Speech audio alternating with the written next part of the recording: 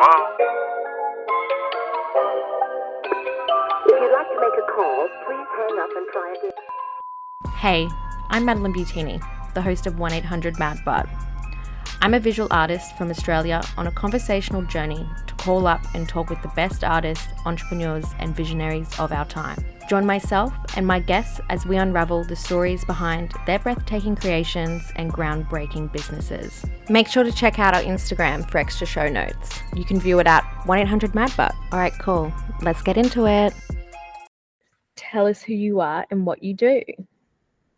Hey, so I'm Sean Baxter, or commonly known through the tattoo industry, sometimes as Miami. And I'm a tattooist. I've been tattooing for 6 years now, and I specialize in traditional, but it takes on an old European style of a final line with a little bit more detail than your American sort of traditional. That's very well known. So a little bit different, but still along the lines of traditional tattooing. Yeah, nice. And full transparency to everybody listening, I have gone and seen Sean and gotten tattoos by him, and I love him as a tattoo artist. Yeah, yes, you have. Yeah, it's been fun. And I'm probably your most annoying client because I wouldn't say annoying. I sit there all day just annoying you and watching TikToks and showing you. You use up high energy, but it's fun. It's always good natured. Yeah. Sorry, have you always been creative? Yeah, I've always done art in a sense, like through school and even before school. Always been interested in it and sort of dabbed into it in different aspects. But I never thought I'd do it as a career, so to speak, until sort of later in life. I didn't really chase tattooing or anything around art as a job until I was like 23, 24. So yeah, it wasn't my first goal, so to speak, but yeah, always been interested in art. Yeah. What was your first goal? Well, during high school, I was studying or trying to line up my sort of studies to go to uni to become a draftsman, but yeah, changed the plans and yeah, I ended up going to uni for primary education and yeah, different swing of things, and then dropped out of uni after a semester and just went into full-time work. So yeah, there was no real solid direction in my early teens or late teens, early 20s, so to speak. I was just in and out of different things, but yeah, stumbled into this. So I Nice. wouldn't change it for a thing now. So Yeah, and that's like awesome. Hey, yeah, like I always look back when I'm like, oh fuck, I never went to uni, and then I'm like, oh, but I get to make all these really beautiful things. yeah, like I don't think uni, like it's good, but it's definitely not for everyone. I'm glad I went and tried it, Mm-hmm. but yeah, for what I was studying, well, without direction, so to speak, at that time, without really knowing what I wanted, it wasn't right for me. But yeah. Yeah, fair enough. No, I get it. So, how did you get into tattooing? Like, were you kind of like the kid that was like drawing on himself at school, or you were Not just like really. culture? It was like I've always been into sort of heavier, sort of hardcore and metal and that sort of genre of music. So tattoos are heavily sort of involved in that, and you just always see people in bands covered in tattoos and that sort of side things. So I had an interest to it from that, and I always sort of knew I wanted to get tattooed, but I didn't really ever think I would become a tattooist. I remember in high school there was one of the other kids in my grade 12 art class, and he really wanted to get into tattooing, and I remember saying like, that sounds shit as a job, like screw having to work with people every day and do that with high stress in and out sort of thing. How wrong I was, so to speak, back now looking back on that. Yeah, I never sort of, I always wanted to get tattooed and sort of wanted to go down that path. I never thought I would chase it as a career, so to speak. It wasn't until I really got started getting heavily tattooed, I just got the bug, and the couple of guys I was getting tattooed from at the time, it was early years, really sort of opened up the door for other sides of it that I'd never sort of known about, like the history of it, and like guys that sort of started traditional tattooing and a little bit about machines and how they sort of what they were and stuff. And I just got sucked down a wormhole with it. I became so interested, and I just knew I wanted to do it as a career. So it went from there. But yeah, it wasn't ever the first goal. How did you get your apprenticeship then?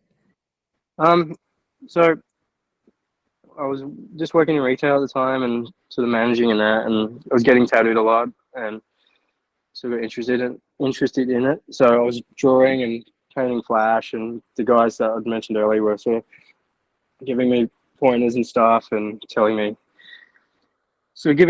pointing me in the right direction, so to speak, or like how the best way was to get an apprenticeship or how to get noticed, so to speak, in a circle. But like I tried for, I reckon it would have been a year going into shops with portfolio, painting non-stop, just getting turned down. And it wasn't until the shop I was getting tattooed at, their shop hand, she also did burlesque dancing, so she went on a European tour and they needed someone to fill in for her for a little while. So the guys asked me if I wanted to just do shop hand work. So I got some experience working in a tat shop from that. And I think I spent about a month and a half doing that for them. And then I had that sort of, so to speak, under my wing with my portfolio as well. I sort of could say I spent time doing the shitty jobs and everything because of some things are what an apprentice has to do. And then still didn't get lucky for a while, sort of put on the back burner of other work and stuff. And then the job was out, like, the whole company closed down, so I got made redundant. And then out of nowhere, Whiskey Lane down the coast put up they wanted a shop hand. So I applied for that. I was like, hey, I've done that before. Like, I need a job. Got that.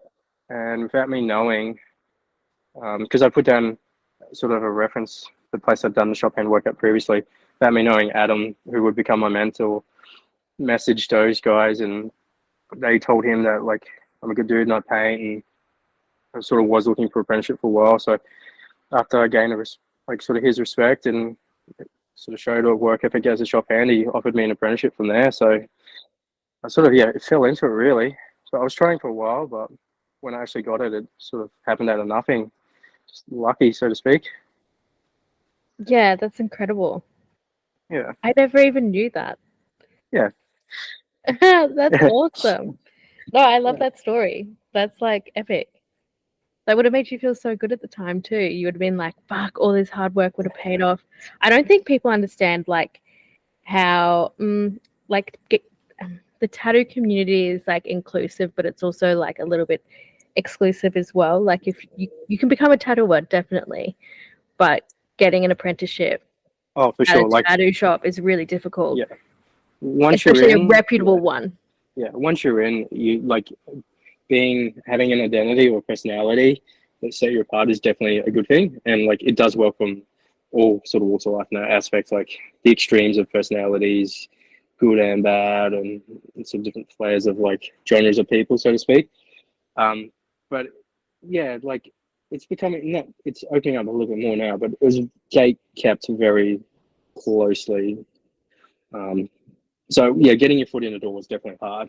But once you're in, you could sort of branch out and become your own person within the industry, and you're definitely welcome from there. But I actually think it's kind of good that they don't just let everybody become an apprentice, because there'd be some real cooked tattoos going around.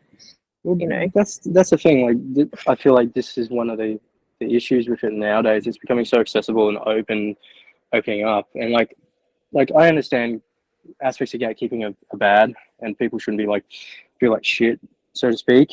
Especially like trying to get a foot in the door, something they're passionate about. But the magic of it was kept behind closed doors, and the people who were in really loved tattooing, and it was really special to them, and they gave it their all. And now it's becoming so accessible, it's losing some of that magic. And even just looking at trends in tattoos and how people are getting tattooed now, it's losing some of its magic, which sort of sucks. Because I remember when I started getting tattooed myself, it was like almost scary to walk into a shop, and you don't see it from the street, so to speak. Most of them are sort of closed off a little bit, so you're stepping foot into another world, and it was like super interesting in that sense. And you love it and you keep going back and you get addicted to it, like a lot of people do, or you're like, no, that's not for me. And I don't know, I feel like it's just opened up a little bit too much in that aspect, some of that sort of love and magic sort of getting washed away. Yeah, I remember when I got my first tattoo when I lived in Sydney, and I was so scared to go in because there were like all these like super heavily tattooed dudes, and I used to listen to hardcore music, but I was like, ugh, like Yeah, and like of course there's going to be some instances where people get a bad experience and it ruins it for them, but most people once they come in and they're most of the time they're welcomed and treated yeah, fairly, and yeah, but it's just that taking that first step, so to speak, which is yeah, I found that so cool. yeah. So like I met you through Allegra, who Yeah, used to tattoo me, and when I was getting tattooed, we'd all be talking in the room, and then Allegra had done like a few tattoos to me, so I was like, oh, I would naturally just go over to you because I know who you are, and yeah, we'd build up that rapport, yeah, for you sure. know. Like tattooing, word of mouth is so powerful because it's an intimate experience. Like, and there's a lot of trust involved in it with the whole process of it. Like, you're putting something permanent on someone's body. You're sitting there for sometimes a very long time together. The client's usually in pain. Like, there's a lot of trust and intimacy in a lot of ways in that sense. So having, I know, the security of a good word of mouth or just seeing what someone's about as they operate could take away a lot of that stress and so insecurity about the whole process, which is like huge. I feel like I think it's one of the most important things to have as a tattooist. It's a good Yeah. rapport. Yeah, Random question: why are tattoo shops always so cold? because we get so hot with the body contact. Oh, true. Okay, yeah, Like that I makes run sense. hot as it is. I'm not a generally hot person, but as soon as I come close to a client, I'm like sweating if the aircon's not on.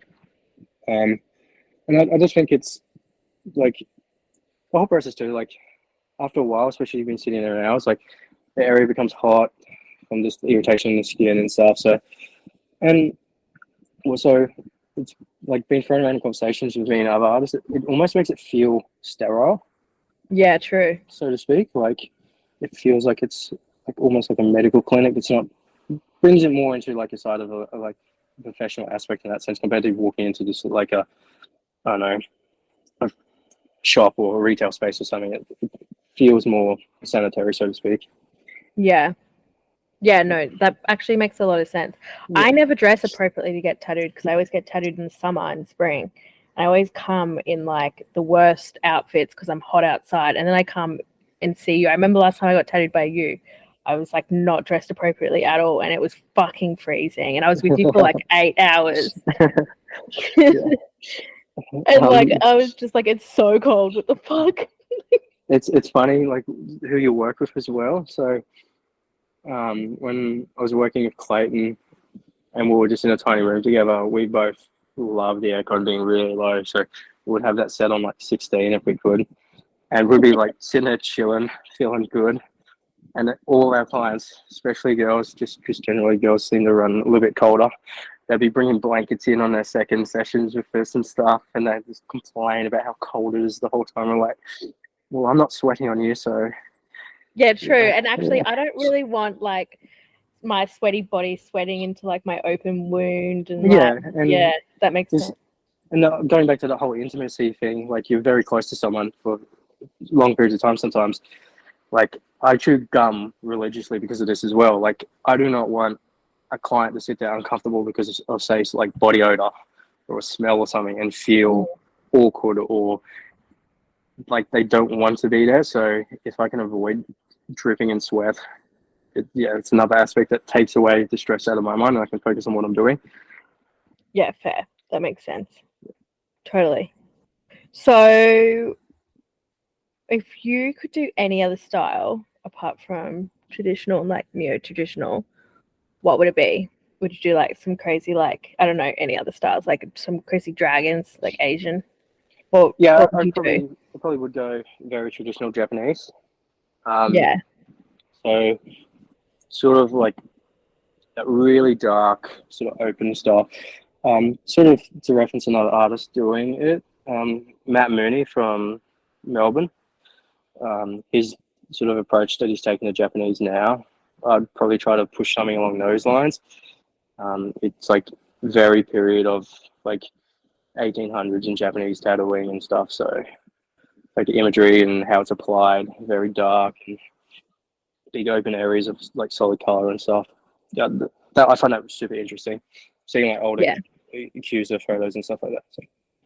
Yeah, sick. So what draws you to like the 20th century / like 1900s traditional tattoo art and like period as a reference?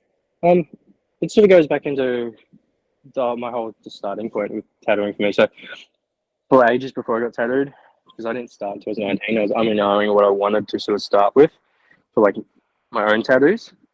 And I finally sort of settled on traditional for like a lot of the motives and the imagery, like subject matters.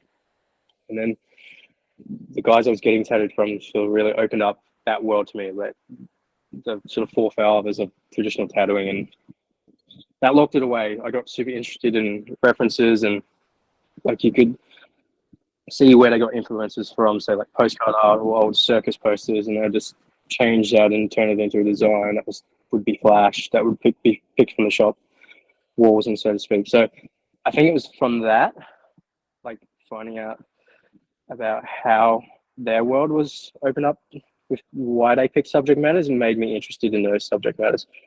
So sort of to quote, like, say, George Paquette is a British tattooer from the 1900s and stuff.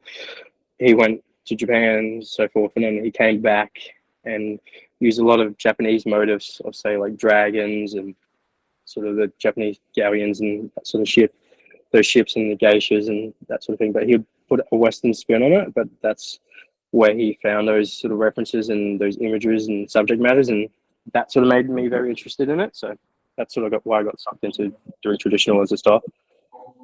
Yeah, nice. Are those like tattoos typically black and grey, or are they normally in color, like for that time period? It's varying. Like, to begin with, pigment was very different back then. It was a lot of raw pigments that were then mixed, and the color tones are very simple.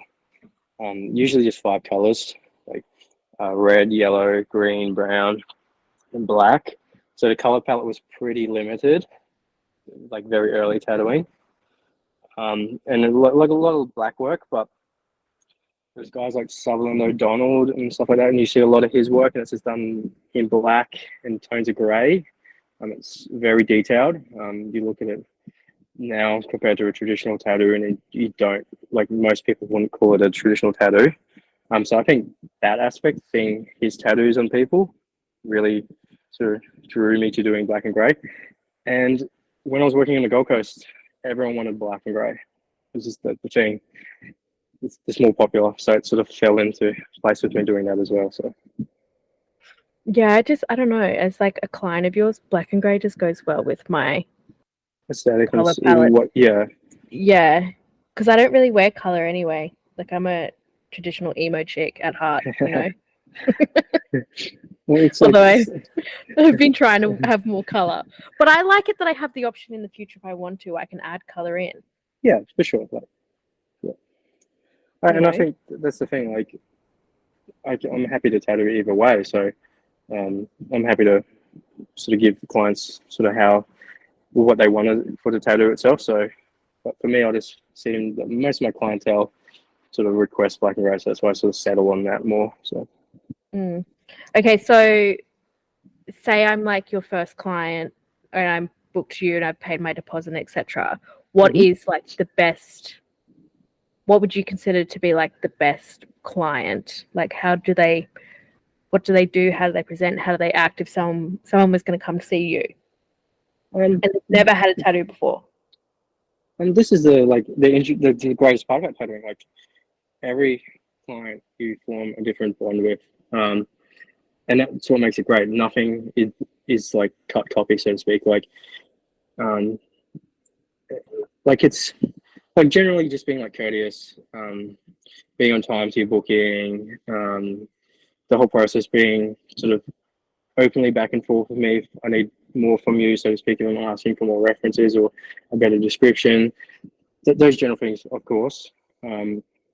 But like when the client first walks in the door and you start the whole consent form process and the design, you get a connection. However, whatever it may be, like, and you just form a bond from there and you sort of follow it. So everyone's different. That's why I love tattooing. So like, there's no set like follow this one rule, so to speak. For me, it's more as long as you're being courteous and like polite, and sort of if you do you have a question or anything like that, you sort of ask it in an open, like polite way.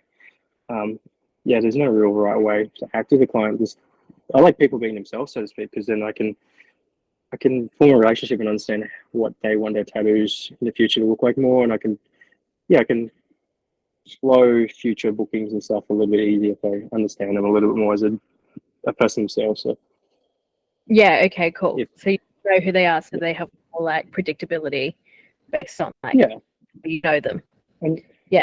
yeah, and that even just goes back to like say if they're a return client, the next time they message me on Instagram or email or whatever it may be, I can sort of the conversation will be very different between each person, so to speak, and how I reply, or because I can sort of from memory understand how they were in person and how they sort of the way they spoke or their mannerisms and stuff. So yeah.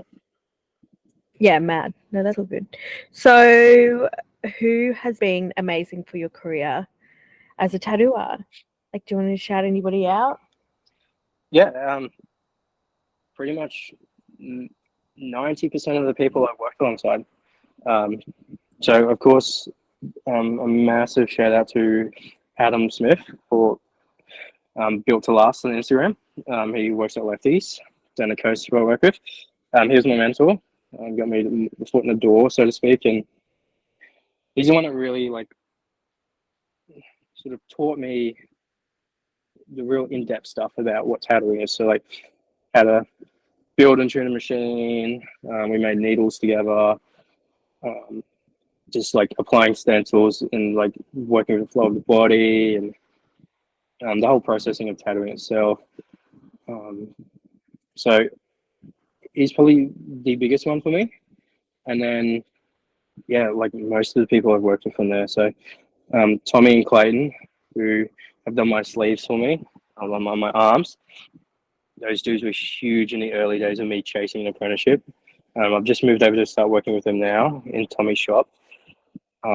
Yeah, they helped me with, say, like painting and the whole inside of what the tattoo history side of things was. So those two are huge in my career.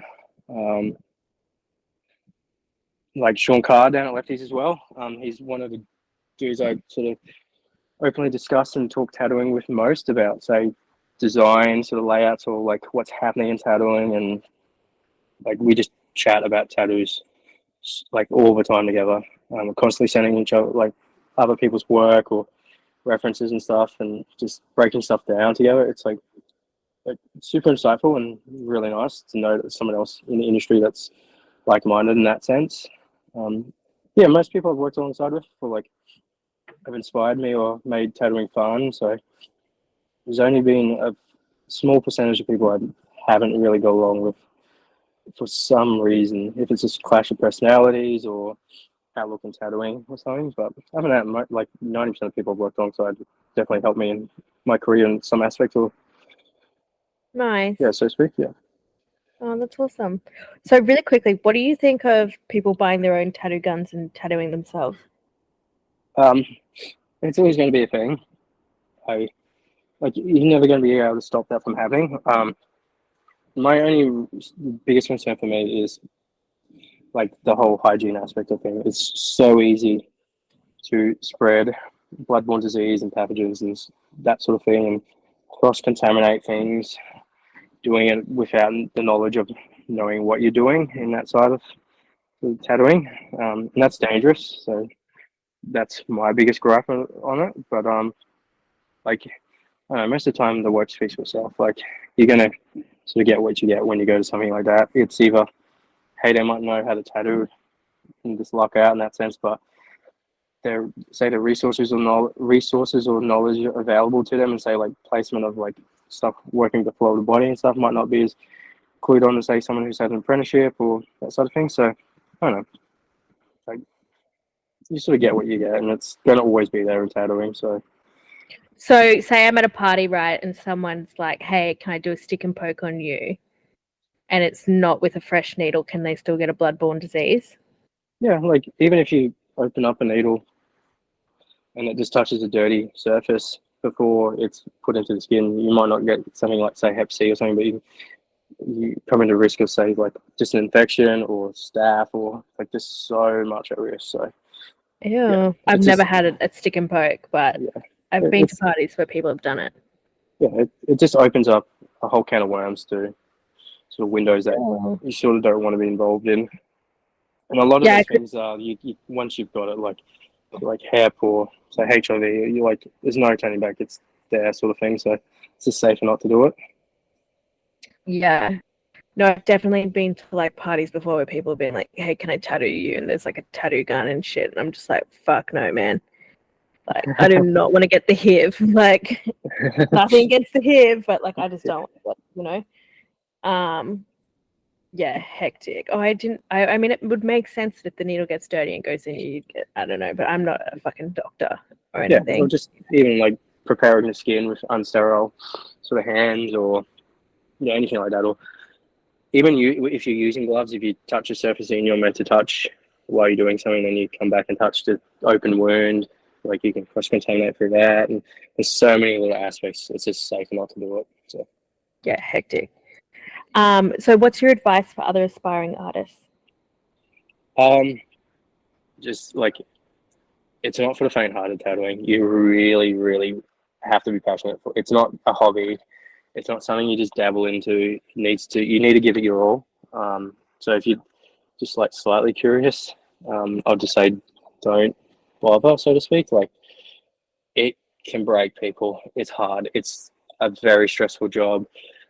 Like, mentally, financially, like everyone's like assumes tattooers make bank. Like, there's no security in tattooing. We don't get super. We don't get sick pay. Like, if we don't have people walking the door getting tattooed, we're not making money, which is a lot of, I think that like a misconception with most people. They just assume we're on a wage. We're not putting needles in the skin and charging clients money. We're not making money. So if you have a quiet period or something, you need to be prepared for that. Like, you just got to give it your all. Say creativity, how you approach your clients and clientele, your marketing, like aspects of applying a tattoo. Like, it's not for the faint-hearted. So you got a whole get and expect to get broken a little bit by the whole process, because it definitely will get to everyone at some point in their careers. Yeah, true. Yeah. Fuck, man. Like, I love just being me and not being it. That sounds so stressful. Because, like, I have a studio here, but, like, it doesn't matter if, like, I don't, make any money because I got a part-time job. But, like, I couldn't imagine just sitting in a shop all day and being like, fuck, no one came in today. Like, yeah, that was me today. I didn't tattoo today. I just spent the day at the shop drawing. And what's your 2024 looking like? Where can people book you? So I work from Brisbane and the Gold Coast. So in Brisbane, I'm at Southtown Tattoo in Salisbury. I've just moved over there from the lovely Lantern Sparrow. So that's where you can find me in Brisbane. You can book with me through the shop page, and Tommy looks after that, and he'll probably just refer you the best way to sort of email me or message me on whatever platform's best for you. Or you can pop into the shop if that's easy as well. And on the Gold Coast, I work at Lefty's Tattoo in Palm Beach, and I'm definitely there every Sunday. And then at the moment, I'm sort of floating some other days at the moment. It's just, I sort of work extra days along there if I've got space and time to, because I've got a lot of clientele down the coast. So I sort of make things work if I have to get someone in down there. And it's usually easy if you want a booking through the coast, just to message me directly on my Instagram or my email. Just because I'm not there as much, so it's a bit easy for the guys to just let me do my own thing down there. Yeah, and I've linked your Instagram in the show notes, and I've also linked Lefty's shop. I couldn't find the other shop's Instagram. Southtown? It's there. I can send that through to you at the end if you like. Perfect. I'll put that in there too. Yeah, no, I was looking it up and it came up with one in America, and I was like, I don't think this is it. Yeah. But yeah, like they're both fairly new shops, so to speak. Like the guys have been tattooing for a long time, but they just sort of established their own sort of spaces in the last year or so. So pretty new sort of little places. So Yeah, sick. Love it. Well, those are all the questions I have for you, Sean. Thank you for coming on. no dramas at all. It was a pleasure. Of course, and I'll have to come in and get tattooed by you soon. Yeah, it's been a while now. I know. What, probably a year? I know. I'm sorry. I feel What was so the, bad. what was the last one we did? The mermaid? The mermaid. I don't know, but I love it. And That was a fun one. my niece always says, she's like, mermaid, and she loves it. This episode was recorded on Yuggera and Turrbal land. Sovereignty was never ceded. The episode was produced by myself, Madeline Butini. And if you would like to support 1-800-MAD-BUTT, you can head to my website, madbutt.com.au, or you can also go to our Instagram and follow us there. Of course, we appreciate any reviews, so please leave us one if you love it. And yeah, hope to see you again. Thank you.